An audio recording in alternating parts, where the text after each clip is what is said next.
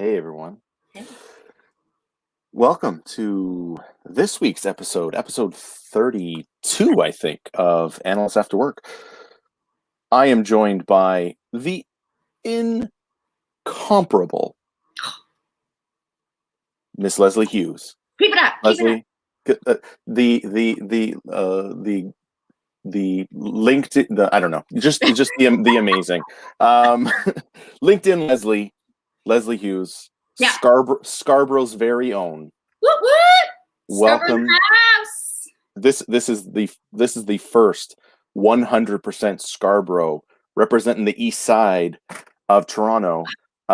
This is the first one. So we've had people from Scarborough on before. Amy, this is the first one that's 100% OG Scarborough. So and if you're not from Toronto, this means nothing to you. But anyways, Leslie, welcome. I'm glad to finally get you on here. Oh, thank you. I was going to say we could go through all the Scarberians that are famous, but we don't have time for that, right? Mike Myers and Jim Carrey. There, we're done. And the Bare Naked Ladies. And the Bare Naked Ladies. And us. I was going to say the guy. Yeah. They filmed Subdivision from Rush. You know that, right? So Rush's video for Subdivisions was filmed at Lamoureux. Okay. I learned to swim at Lamoureux. Me too. Hey. Look at us go. Look at this. Taking it back to the old school. Okay. And if we're talking lamb, I used to work at Bridlewood Mall. Me too. Okay, we have so much to talk. This is going to be such a fun show. Okay. My brother calls it the BWM, and it's like, meanwhile, it's the size of a shoebox, right? Yeah, it's not good. It's a little like crappy. I worked at Cotton Ginny. If anybody remembers Cotton Ginny, I do remember Cotton Ginny. That was after university. My first job after university. We are going to have to schedule another show to talk about first jobs. Oh, that'd be interesting. First jobs. Okay. Anyways, where's Amy? Go Lancers. I didn't go to Agent Corp, but yeah, that's fine. So Leslie, we are doing one of the one-on-ones that I have actually come to really enjoy because we get to actually dive deep into a subject. And today we're going to talk about something that I know is, you're the person that I think of when it comes to two things: LinkedIn and personal branding. Well, that's nice.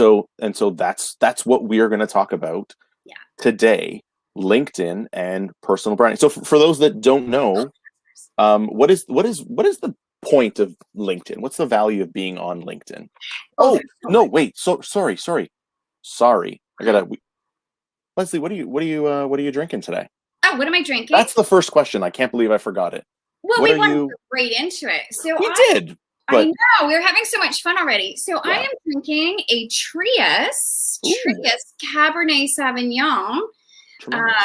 Yes, I have a client that works at Trius, and she's lovely. And so this is one of the bottles that she sent me was from Trius. And sorry, this one is for AJ. And just tremendous. Yes, the good old Canadiana, Caesars, Yeah. So you're double fisting today. Well, that hasn't been cracked yet. So so we're gonna stick with the wine. The other one was just the prop, but yeah. Oh, you're double fisting. Oh, I am double fisting. The pumpkin spice latte is in wine. It is not. Bite your tongue. This is it's just an Americano. I haven't finished it from this afternoon. I decided today I was gonna run out, grab a coffee, and that's when my phone died. And I couldn't order it, and it became.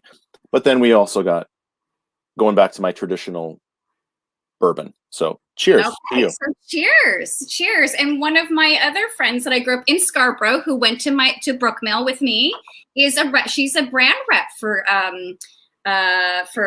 bourbon. Hey. So you should get her on the show. You know what? The next step in this evolution is sponsorship. So. Trius and bourbon. Yeah, she's with Bean Suntory.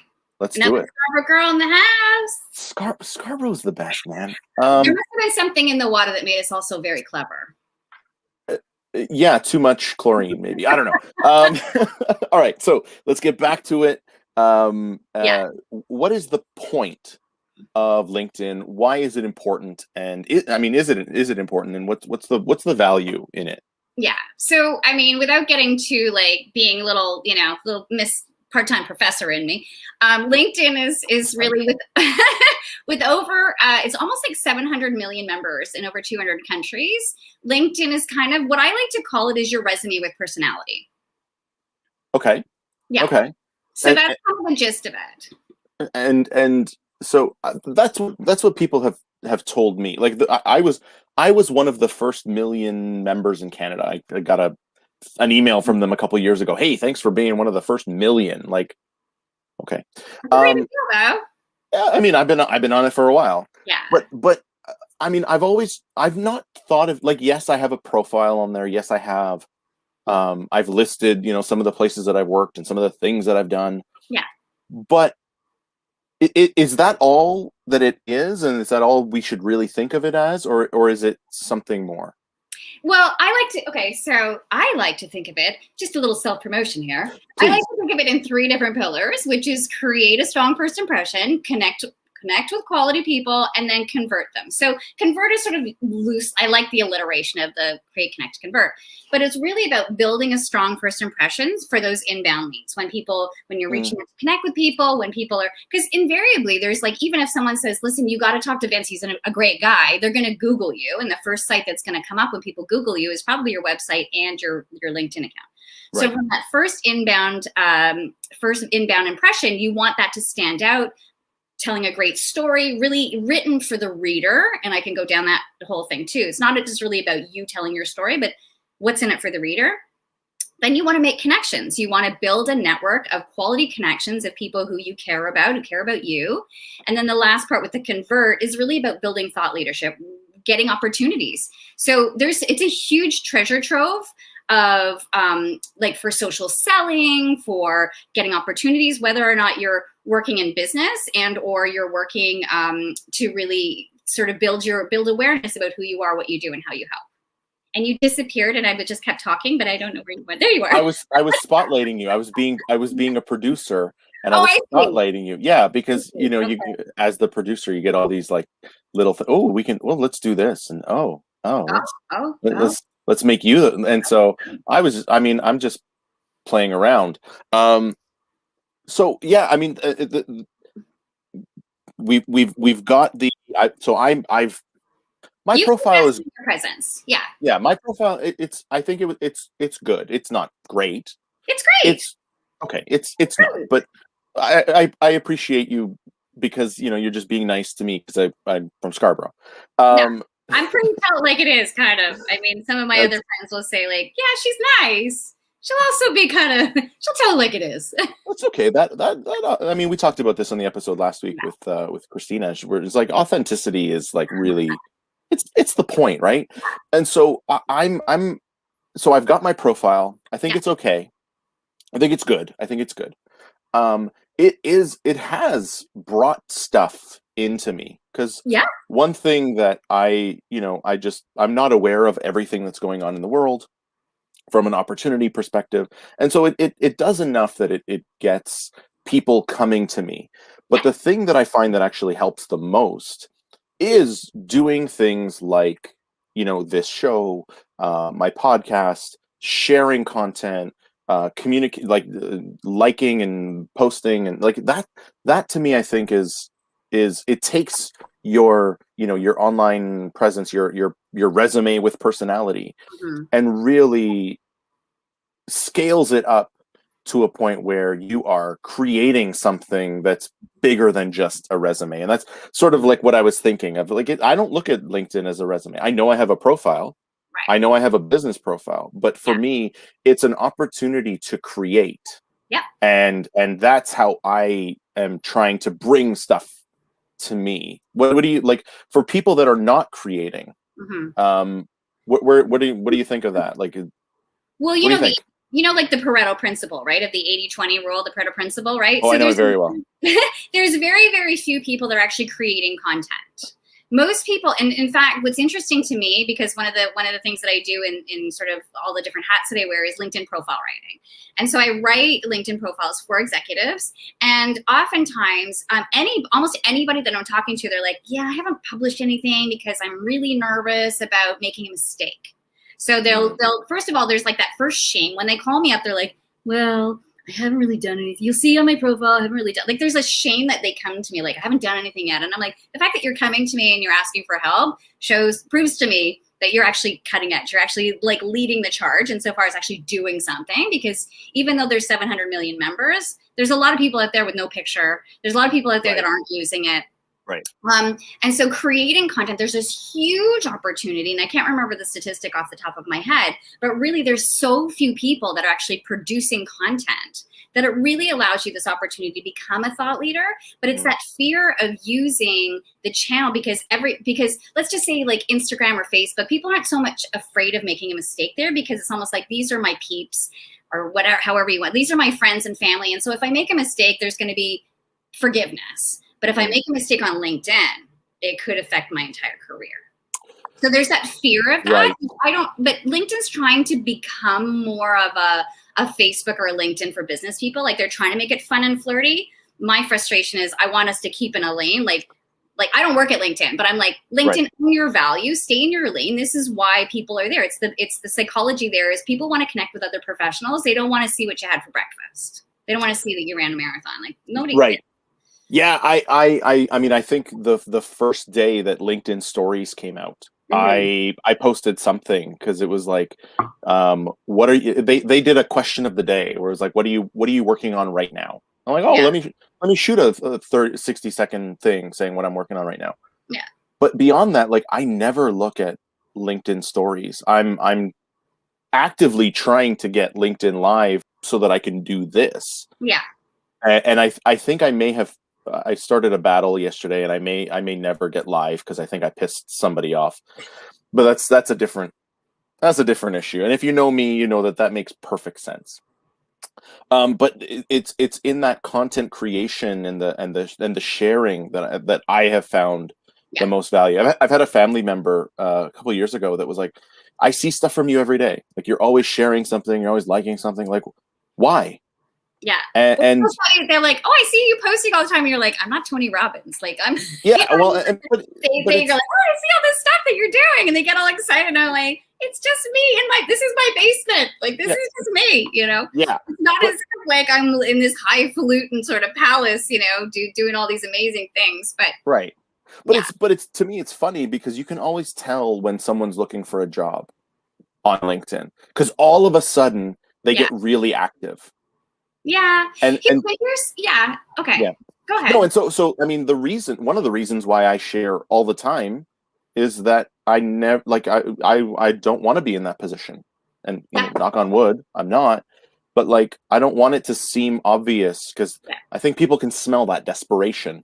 And I don't want that. I don't want that stink on me. Dating. No, absolutely. And I think that the more people sort of look at it as a place for an opportunity for them to build their own brand. And this is what I've said to some of my friends who are even at the CEO level. I'm at that age now where we've got, like, you know, people that are our age are now sort of reaching that pinnacle level of, like, you know, high up in the highfalutin C-suite category and stuff like that. And I'll say to them, like, you know, this is an opportunity for you to brand yourself as the executive, as the, you know, the forward-facing brand ambassador of the organization, and, you know, and all this other stuff. And they're like, social media sucks. I hate it. We should go away. And yet, you know, there's, I guess the point that I have been sort of seeing in the past, you know, 14, 15 years that I've been on social, at least, is the fact that we're all media agencies. And so you doing a show like this, and it's since I was just saying, like, you and Hans have inspired me to, like, maybe get my ducks in a row to do my own show, is really about, like, don't wait for somebody else to pick you. Yeah, because it's not hard. Like, well, it is hard. I mean, it's not hard for you. No. It's hard for a lot of people. I'm still feeling the fear of doing it. It's not. I'm not there yet to launch because I'm afraid. but yeah, and that's fair. But like I want to address some the conversation that's going on in the chat, because it's I think it's sort of tied to this. Fabricio, thank you, my friend. This is COVID hair. Yeah. And I mean, oddly enough, COVID hair too. When it's your show, yes, you're allowed to create content. And I think, coming back to something you were saying earlier about, like, people aren't as afraid of making mistakes on Instagram and on other platforms. I get, I don't want to say reamed, because it's not reamed, but I get like disapproving comments from family members that are like, you posted on Instagram and I can see your background, or your hair's not nice and you didn't use good lighting. And it's like, I don't care. Yeah. Like, one of the things that I did in when we were still allowed to travel was, whenever I would get into the town car to go to Pearson, because town car. That's what you do. I would on that one time I was doing something, and I was booking during lunch at work, and somebody came over and was like, "Hey, are you busy?" And I'm like, "No, I'm just booking my limo for my flight tomorrow." And they were like, "Limo, eh?" I'm like, it's airport limo. It's I'm not fancy, but one of the things I always did was, when I would get in the car, I would take a picture of my shoes. And I would post it, and those shoes are ugly, and it's like, I don't care. Yeah. Like, I don't. And so, but it takes a lot to get over that. And so, if I would say, for you to start your own, like, you're ready, you can do it. Amy's commented there, right? I'm getting caught up. Wasn't wearing enough eye makeup on Hans's podcast last week, so like, this is stuff that we're getting. Amy and I were talking about that afterwards. It's like, I mean, yeah, but like, I like this one for Margaret, right? Like, be you, be authentic, and this is who I am, and this is what my hair looks like right now, and I'm not like, if you wait until everything is perfect, it's never going to happen. And so, for me, it's like, I'm just going to do it, and if it doesn't work, I'll stop, and if it or I'll try something else, and like, it's not easy. And like, I did the first couple episodes of this, and then I think there's like a 4 or 5 week break after like episode 5, and it was just like, I don't know, does this even matter? And it was, dear friend of the show, Jennifer Forrest, who messaged me, said, "Hey, when's the next episode coming out?" Yeah. It's like, oh, okay, I guess people do care. Yes. And it's nice when, and I'm, by the way, just so that we're clear here, good people that are watching this live or in the future, I am not fishing for compliments of this show. This is just the authentic thing. But it's nice to hear. Our little tribe of friends, we love to torture each other, so it's all fair game, right? It's all fair. Yeah. But here's the thing that I now am saying in my presentations that I think is going to blow your mind, which is this concept called wabi-sabi. Have you heard of wabi-sabi? I think you've told me about it, but you know what? No, I don't know what a wabi-sabi is. For the viewers, Bobby was on last week, though. Is that I know. So he was in my session in Washington, and I said, "Oh, has anybody heard of the concept of wabi-sabi?" And I think it was Jimmy, and he was like, "He's sabi. He's." So the idea of wabi-sabi really is about, it's, from what I understand, it's finding the beauty in imperfection. It's a Japanese art form. The gold one. Yeah. Okay, sorry, go ahead. Yeah. Bowls or cups or anything that's broken is glued back together with gold because it actually makes it more beautiful, the fact that it's imperfect. And so listen, I mean, I've been doing this a long time. You've been doing this a long time.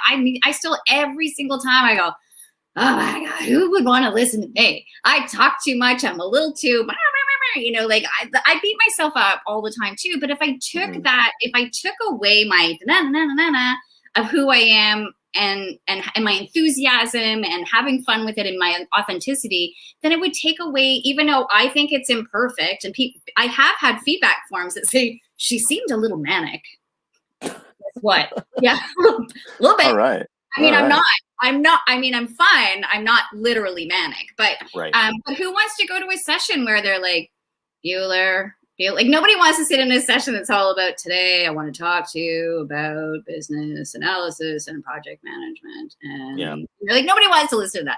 So for the things that I beat myself up for, at the same time, I have to keep reminding myself, because it doesn't happen naturally. I have to keep reminding myself it's finding the beauty in imperfection. It's saying like, who wants to be normal? I don't want to like live in a normal, like, I don't want to live with normal friends. Like, I like that they're all twisted and dark like me. Like, I love that we're all a little off, you know? That's what I found my people, right? Right, Amy? The dark side of things. And so, you know, when we show that absolutely, authenticity has value. So be authentic, be that person. And you and I are both big fans of the Gary V, right? Gary Vaynerchuk he shows up with authenticity, right? I know. Yeah. Yeah. The first time. So I've been doing this for, you know, I mean, I'm maintaining my semi-amateur, semi-pro status so that one day I can compete in the professional speaker Olympics. Well, I mean, like, I don't do, this isn't my. You're doing it though. You're doing it. I'm doing it. So the time that I felt, the first time that I felt like, holy crap, I could actually do this, was somebody came up to me after an event and told me that I reminded them of Gary V. Just the way that I was like on stage, and the hand motions and and I'm like, I'm not getting the Gary V keynote fee. No. But one day. Maybe one day. But it was like, holy crap! Like, that was amazing. And I remembered back to the first time that I got on stage, and he is the one who gave me that chance to get on a stage. And like, I was in a suit, like tie, everything, and I was very like, okay. And now, if you'll reference, it was not boring, but it wasn't what it is now. And it's just you evolve, right? And it's looking back on those things that you did 5 years ago or whatever. In my case, it is 5 years ago. And being embarrassed of like, oh my God, I can't believe anybody ever paid me to do anything, because that was terrible. But it's all learning. So there's no. I know. I took a course in NLP, and they say there is no failure. There's only feedback. There is no failure. There's only feedback. So we all learn, and we all evolve from that as well, right? And so sometimes your brand is, your authenticity is, you're going to show up in a t-shirt. You're going to show up with this crazy hair with the flavor saver in the bottom. You know, you're going to soul patch. Oh, sorry, soul patch.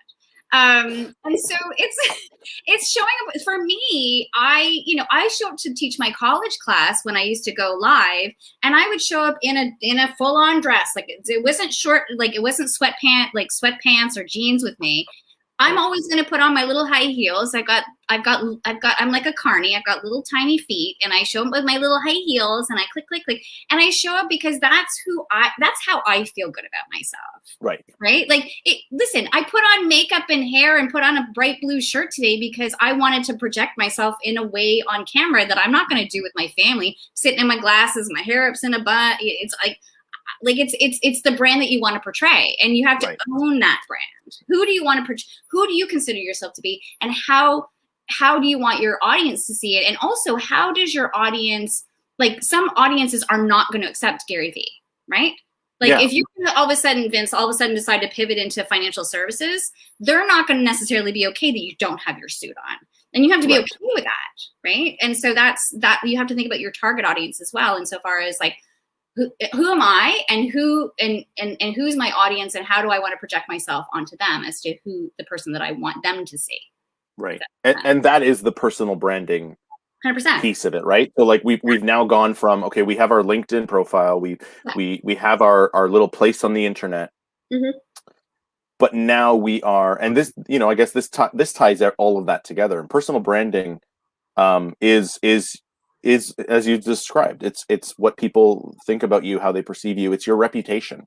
Yeah. And not that. A logo. It's not a logo. It's not. You stand for. It's everything you are. It's how you speak. It's how you portray yourself. It's what you believe to be true within yourself, and how you want to portray yourself, for sure. Right. And it's the reason why, I mean, when I do stuff like I've got talks that start from a place of Seinfeld and The Simpsons, and like, because that's just, to me, that is who I am. And if, you know, and people want to bring that in because it connects with them, and fortunately it does, yeah, then great. yeah. But you're right.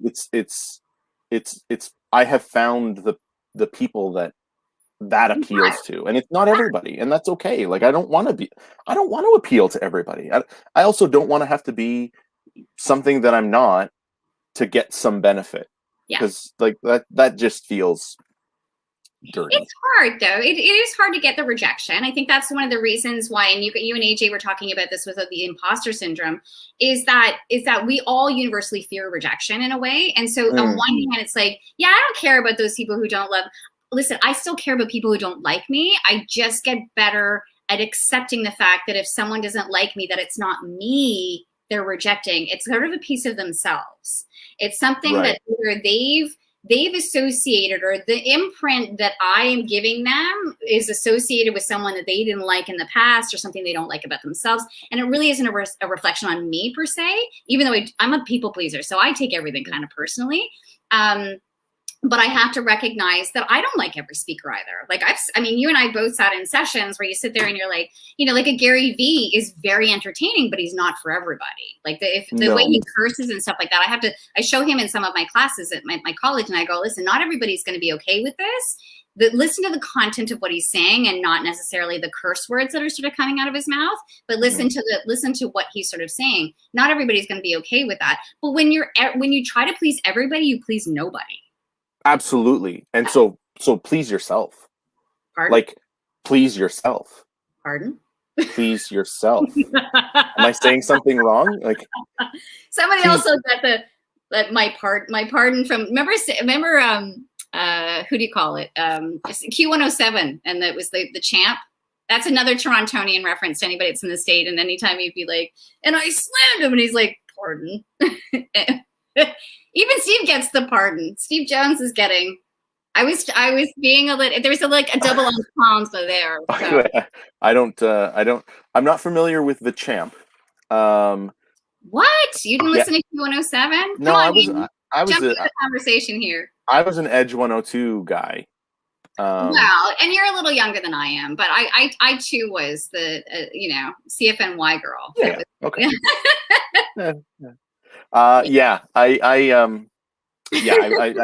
So I didn't get that. And I thought I was saying something wrong, and like. No, I was teasing. I get that's fair. That's fine. Yeah. I didn't. So now you're gonna get cut from the show. No, never been invited back. Totally threw you under the bus. You're banned from this forever. Yeah. No, I mean,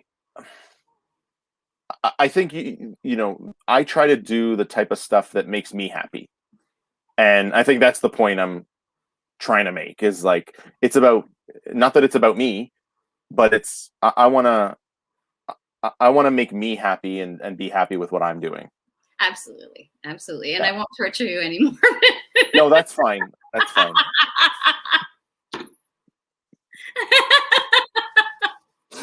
She's no longer like she is not under the bus. Yeah.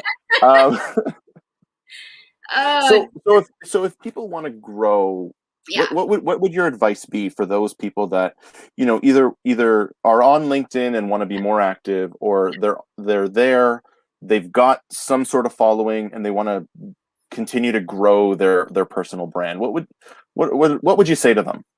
Well, the first what advice would you give? Yeah, there's so much. And I mean, I can go on LinkedIn, go and talk about LinkedIn for 3 hours straight. And of course, anybody that knows me, I can talk about anything for about 3 hours straight. But to start off with that, really do a really good due diligence on think about who you are as a brand. And I don't want to go down this rabbit hole too much, but really create that first impression. As I mentioned, the key areas that you need to focus on is having a really good headshot. So that photo, so everything is about imprinting when you think about it, right? That first impression that people get about you is an imprint. And so they make that first decision. We actually, human beings, we have the same attention span as a goldfish, which is 6 seconds. Tremendous. So that first impression means so much. Yeah.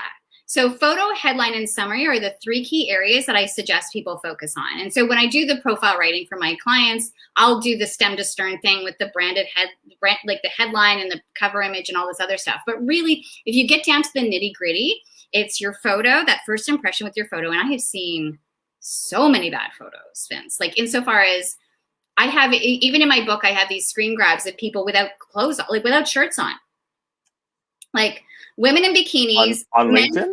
Yes. Men without shirts on, women in bikinis, like little bodybuilders, like, sure. And, and so then my students will say to me, well, what, like, Leslie, like, what happens if, you know, you're a bodybuilder and that's your brand, you know, dude, Mr. Hand. So, and then I say, but would you show up to a business meeting lubed up in a right. Speedo? Probably not. Right. So in a way, yes, you need to show up authentically, but you also need to show up as your professional, authentic person.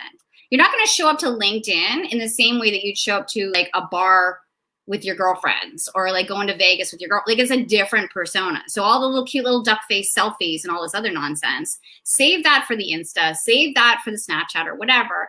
Like really show up as the professional that you want people to see you as, right? So that first impression. The headline is what goes with you. So make sure that that really tells your unique value proposition, who you are, what you do, how you help. We have 240 characters for that section. And then you get into your summary, which I believe in writing it in storytelling. I'm all about the storytelling. Write it in first person. Tell people what you're passionate about. And herein sort of lies the rub of almost every single client, probably 95 to 98% of the clients that I have will say, I don't like talking about myself. It really pushes me outside of my comfort zone to talk about my accomplishments. And this includes not only CEOs. I thought it was a female thing, and then I thought it was a Canadian thing, and I realized it's an everybody thing, that nobody likes to talk about their accomplishments. Nobody wants to think that they're bragging. So there's a way to reframe that story, and I believe it should be written in first person. Hans may disagree with me because his is written in third person, but I believe in first person, and I love to have these head-to-heads with Hans, because Hans is like the Leslie Whisperer. He makes sense out of my nonsense, and so we have these debates and dialogues about this. But I believe it's a basically you want to get into the psychology about why people are there. And if I can create an emotional rapport with someone by writing my story in first person, talking about why I'm driven to do what I do, why I love, and committed, and doing it from a place of service, then it doesn't sound like bragging. You can stand in your accomplishments by saying, hey, I wrote a book. Hey, I was on CTV's The Social. Hey, I was on CBC. And not being all like, look at me, I'm so amazing, but I'm doing this because I really want to share great content, and I really want to be of service and of value to my network or to my connections or to whomever it is that you want to speak to, and do it as a place of like, who wants to work with a ding dong that doesn't know what they're doing? Like nobody, they suck. Ding dongs suck. Exactly. People only want to work with people who love what they do, the people who are really committed to success, the people that have had accomplishments. I don't want to be on like an operating table with a guy who's like, yeah, this is my first go round. I want to be. Let's see how this goes. Let's see how this goes. Yeah. Scalpel. Like, right. Yeah. I want to be on like, I want someone who's got experience, someone who really is committed to success and has had those kinds of accomplishments. Those are the people I want to work with. Those are the people I want to hire. I don't want to work with somebody who's just like, I kind of am okay a little bit about, somebody who, whatever. Like, yeah. I wrote a book, whatever. I mean, it's fine. Like, whatever. And it's not easy. It's not easy. It's not easy to say, I'm actually pretty good at what I do. But the more you say it, the less embarrassed you get about it. And I get tortured a little bit. Because I'll write, I've got in my headline, like CBC called me a social media guru years ago. Right. And so my friend that worked at LinkedIn at the time was like, you need to put that on everything, right? Like put it everywhere. And I was like, people are going to think I'm full of myself or whatever. And then I realized, you know what, now that people are like, on the phone, hey, is this CBC's social media guru? I'm like, you bet your butt it is. Like I have fun with it now because it's right. People who love you are going to support you no matter what. Right. Yeah.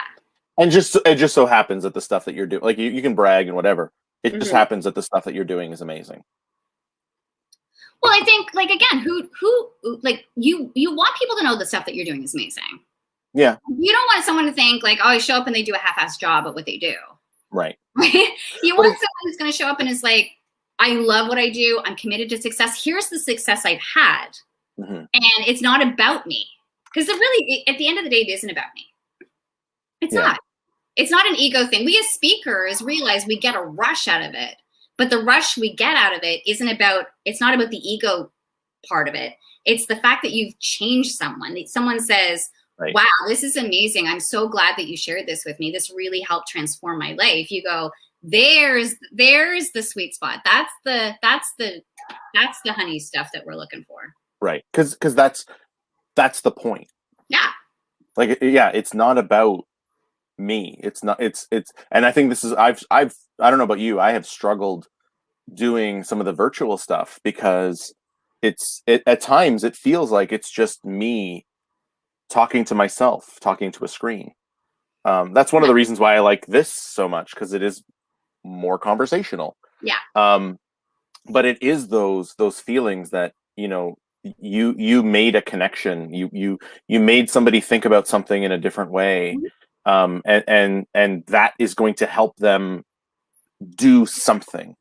It's going to help them change. It's going to see things in a different way, 100%. Yeah.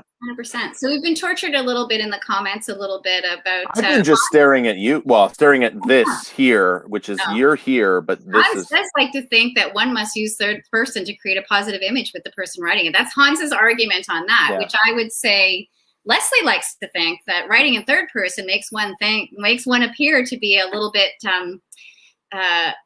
braggadocious, you know, like it's not like this is, I mean, we can play with this, but the psychology for me, and of course Hans and I should just go head to head on this, like warm up the old, you know, is I've talked to people, is sometimes that third person, like it's okay when we have that third person bio when someone else is introducing us, because they can't be like I when they're introducing us.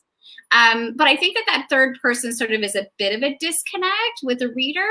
Of course, Hans and I can argue about this because he's one of my favorite people in the whole world. And so I trust 99.9% of everything he says, except maybe this one.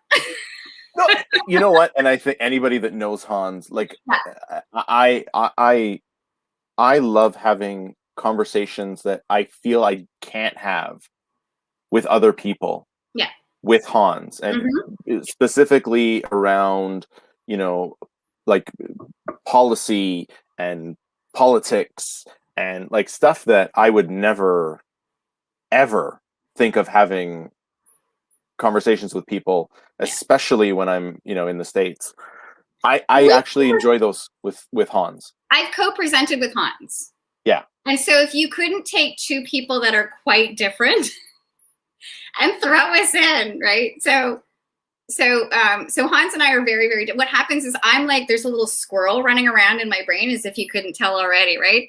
And so as soon as like I start going off on these tangents, and then I sort of go, oh crumb, I've gone on this tangent long enough, and I just sort of look to Hans and go, help me. And Hans go, what she's trying to say is, and like he's so calm and centered, and he takes all of my Leslie nonsense and he pulls it into something that is like, it's like this package that he sort of delivers that it's all of a sudden like this amazing thing that I'm like, I didn't even know I was saying what I was saying. And he's like, oh, like I just, that's one thing that, and I think that, you know, that's one of the specialties probably that if you're really good at what you do, and Hans is one of those great people that what he does, and I think project, kind of circling back to the whole project management, business analyst sort of thing, is synthesizing, here's all the problems. Let's just take it and distill it down into a specific issue.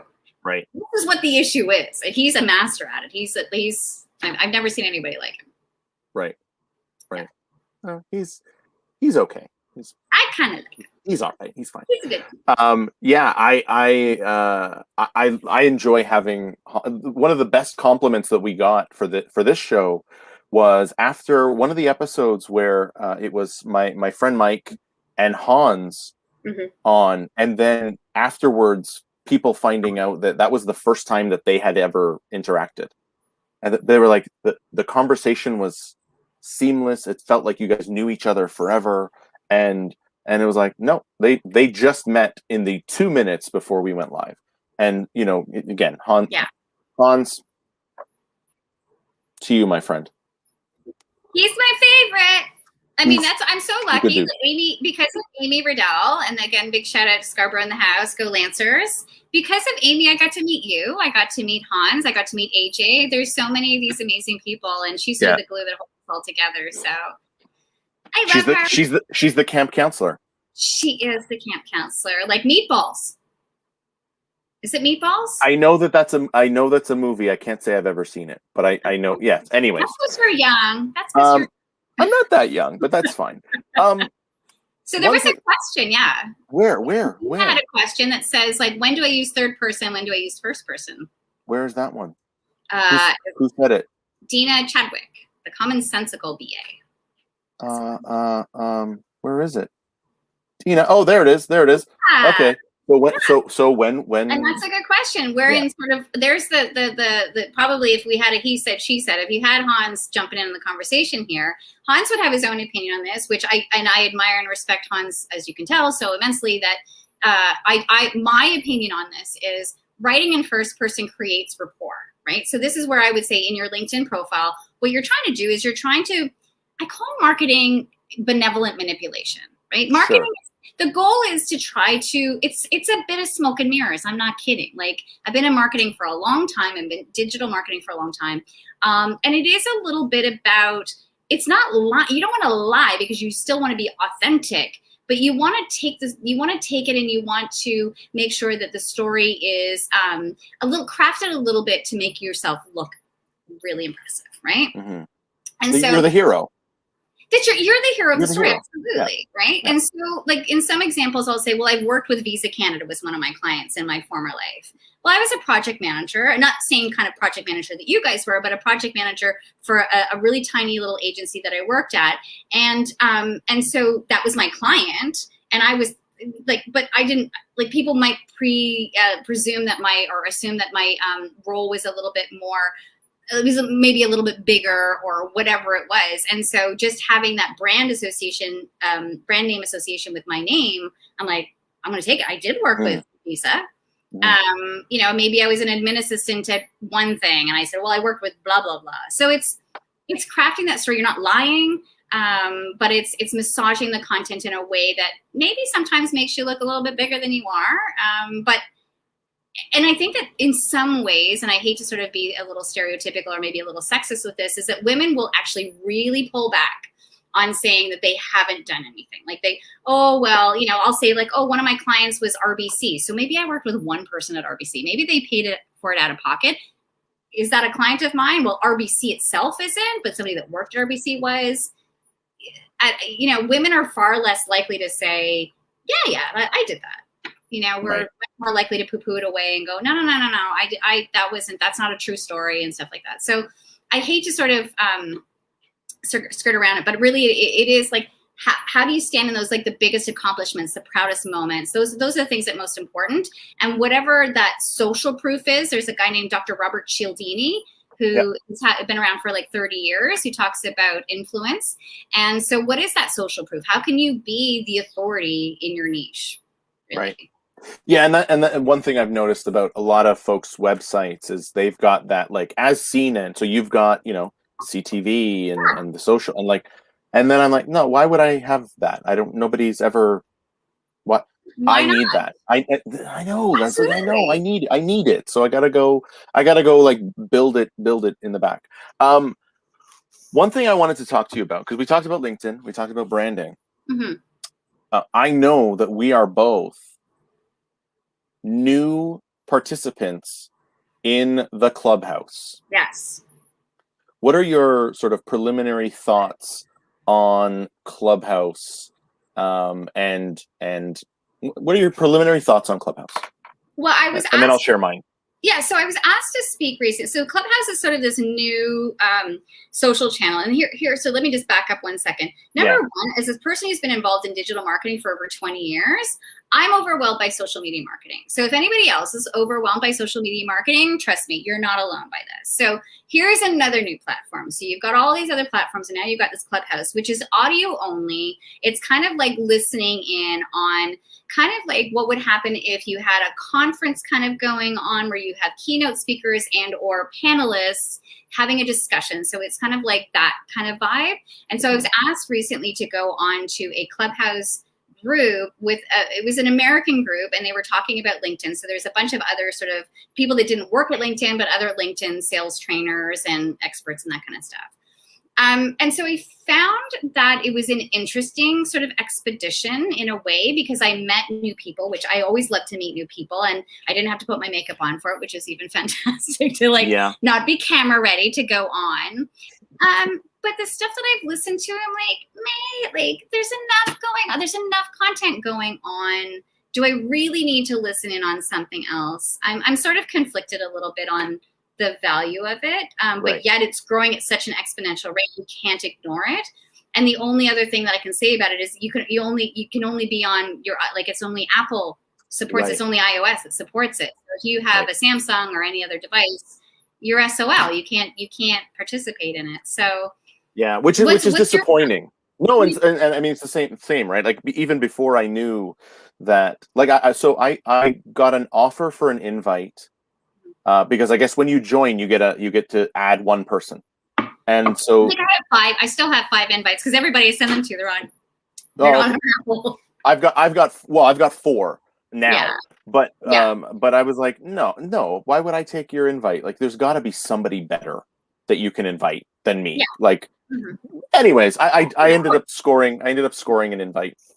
Yeah. And for the first, I would say, week, I was listening in on conversations, and it's cool to hear perspectives from back to the Gary V and like those people that you sort of Elon Musk, Elon Musk, like just listening in on their perspectives on topics. It's cool. Yeah. That being said, I got really bored of that fast because it was like, okay, I can read this. I don't need to. And like same thing with the invites. I sent an invite to my brother-in-law, who's a tremendous artist and marketing director in Spain, thinking, dude, you got to be on, like this is for you. And then I sent him the invite. He tried to get on. He's like, it's Apple only. And I'm like, okay, so whatever. Yeah. But last week I was in a room, and somebody that I knew was what had actually organized the discussion. And so she pulled me on stage, and they were talking about survey building and customer experience, and I come at that from a very different angle than most people. And so I started talking, and like I'm doing my thing, and to me it's like I'm on stage, I'm still doing my hand thing, and I'm moving around and stuff, but yeah, it's audio only. And that, I think, was more valuable because all of a sudden I'm getting followed by everybody else that's in the room. Yeah. So to me, again, like LinkedIn, I'm not there to consume content. Yeah. I am going to figure out how to create content on there. And so eventually I will create a room that maybe we should work on that, Leslie. Yeah. Get Hans in there too. But like, I think that's the value is in the creation and in owning a piece of the room, right? And so it's the reason why, let's keep talking about him because we've talked about him enough already. It's the reason why about a year ago I unfollowed Gary V everywhere. I did too. And it's not that that he upset me or anything. I don't, but it was like, I've learned enough. Yeah. I don't need the reminder anymore. Yeah. I can just do it. And so I unfollowed him, and it's like, I'm gonna not spend my time consuming. Yeah. I'm gonna create. And so, like, don't spend your time just watching the show. I'm glad that you're here. But then if you want to, go create a show. Yeah. Like, create stuff, because that's where my head is at right now. So Yeah. yeah, I think it's cool, but like I want to get into that create mode. I mean, in a way, though, I mean, what I like about it is I don't have to be camera ready for it. But and it is growing in leaps and bounds. My gut is, I don't know if part of me sees the people that are in there are influencers that really took an early approach to any of the other digital channels. So like more than 10 years ago, I was involved in sort of the blogging community and really connected with a lot of those other people. I don't know if you remember growing up, Erica M., who's another Canadian girl. So I do know Erica M. Yeah. So Erica was sort of in this sort of blogging community and that kind of stuff. And my teenage self was high-fiving myself, for which, if anybody's listening from the America, from the United States, she was like our Canadian version of somebody that was on MTV. Yeah. So it would have been like a Downtown Julie Brown or something somebody like that. But so she was like every guy's high school crush pretty much. Oh, yeah. We became, we became friendly enough to be on a first name basis and that kind of stuff. Anyway, so when I look at people that are using the Clubhouse channel, I'm like, there's something about this because early adopters are using it.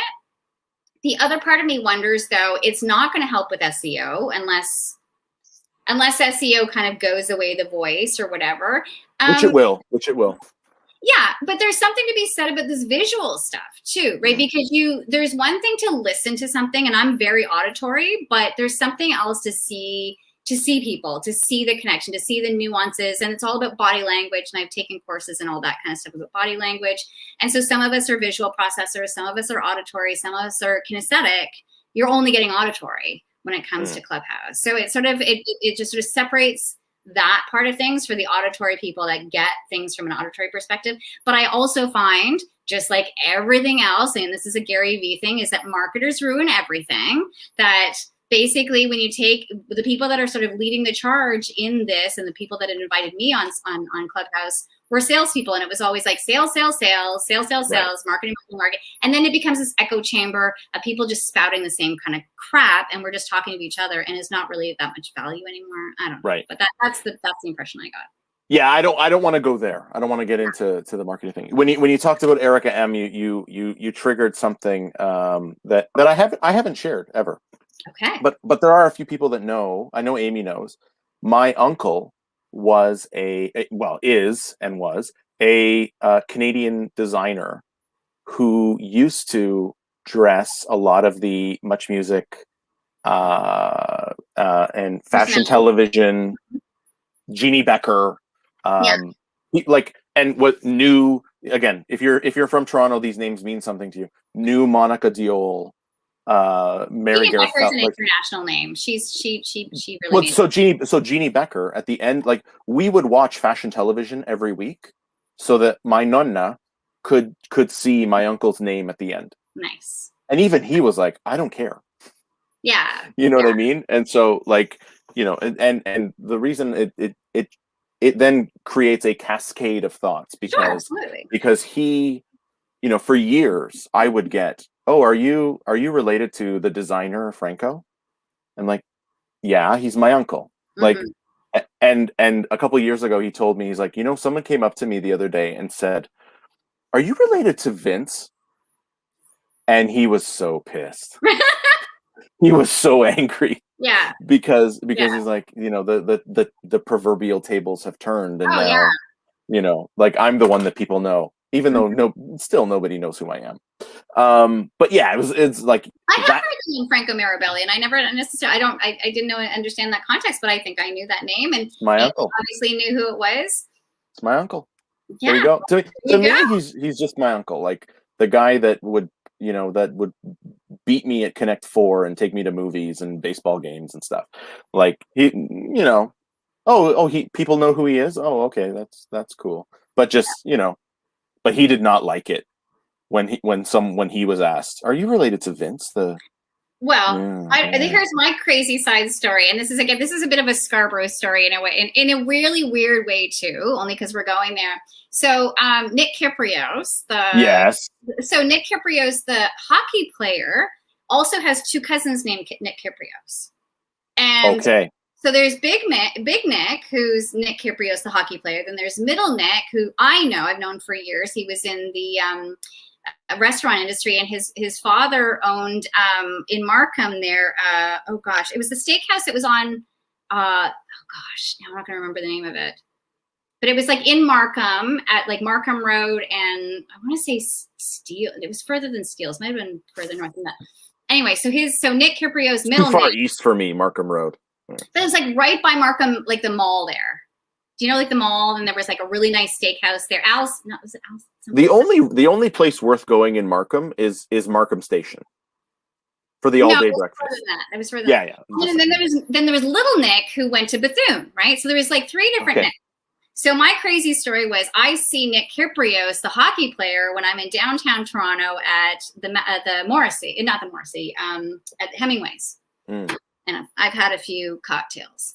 And so I ran up to him and I'm like, oh my God, you're Nick Kyprios. And he's like, yeah. And I go, your cousin, Middle Nick, is like the best guy. And I'm like,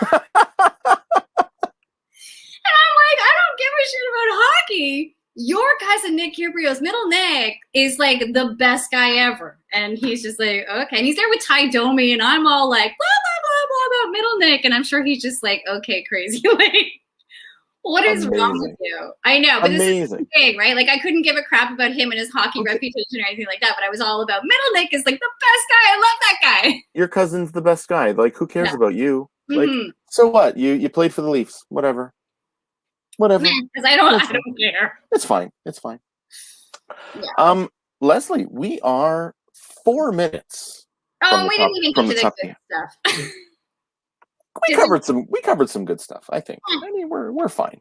In the last couple minutes, what are a few actions that you would give to people that want to grow their brand, want to be more out there, and what would you hit them? Well, I have mentioned, so your photo is so much more important than you think it is. That first impression of like that first visual impression is so important. So photo is important.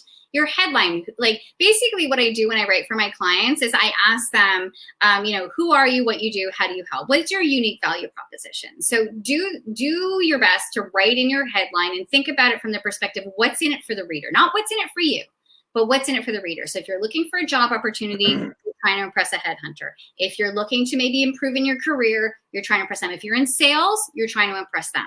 So think about it, get on the same side of the table as your target audience and write the content to impress them, not necessarily to impress yourself. So photo, headline, and summary. And then the summary part is 2,000 characters, wherein you have this opportunity to write your brand story. What am I passionate about doing? How can I deliver value? What are the accomplishments that I've had? All those kinds of things. Oh my God, Hans, you're like so funny. He's so crazy. So he has an amazing profile. Don't kid yourself. It's just do it and just get away from feeling nervous about using this channel. Then the next thing that I'm going to say, I know I'm kind of wrapping everything up because there's so much to say about LinkedIn that I didn't get to, is for me, it's building a network of quality connections. Build a network of people that you know or you want to get to know. They don't have to be strangers. Anybody that's talking with us today should be reaching out to us. Send a personalized connection request. The thing that I guess annoys me a little bit is that people don't realize there's another human being on the end of the device. Right. So treat it as if you would in a networking session, right? You wouldn't walk up to someone, hand a business card, and then just bugger off. You'd ask someone. So that doesn't work. Well, I haven't tried it. I have. It doesn't work. It's even worse if you throw it at them. They just don't like it. Like a ninja sword, star. Like Chinese stars. Yeah, like you just fire at them. Yeah. And so ask them, ask questions, and tell people, I saw you on Vince's show. That's a low hanging fruit. Or who are the common connections that we have? That stuff is like, it just creates rapport. We have to think of these micro moments that we're doing in order to create relationships with people, because it's a human being at the other end of the device. So how can we do that? And my network isn't, when I was on the Clubhouse thing, this guy that was on there, and it was a bit, salesy with like, oh yeah. So here's Vince, and he's got like 22,000 followers, and here's Leslie, and she's got 6. And I was kind of the small fish in the big room, but I was like, I have to remind myself that the key performance indicator that I'm looking for isn't having 20,000 followers. I'm not Oprah. It's having those meaningful connections that I have with people. There's the sweet spot of all of it. Right? I don't care about making sure that I, 20,000, 30,000 connections of mine. Are they people that give a crap about me, and do I give a crap about them? That at the end of the day is important to me. Right. And I got asked the other day about how do I get people from conferences onto my list? Mm-hmm. And I don't. I'm not trying to get them on a list so that I can sell to them. I just give away everything for free. Yeah. And, the people that want to follow me or subscribe to my channel or connect with me on LinkedIn or Twitter or what, and by the way, absolutely, you should do that. Yeah. Because I'm awesome. Yeah, of course. But, I'm not, it's not behind a wall. Yeah. It's not like, give me your email and I'm going to give you this one page. It's just like, here's some stuff. If you want to know more, here's my email address.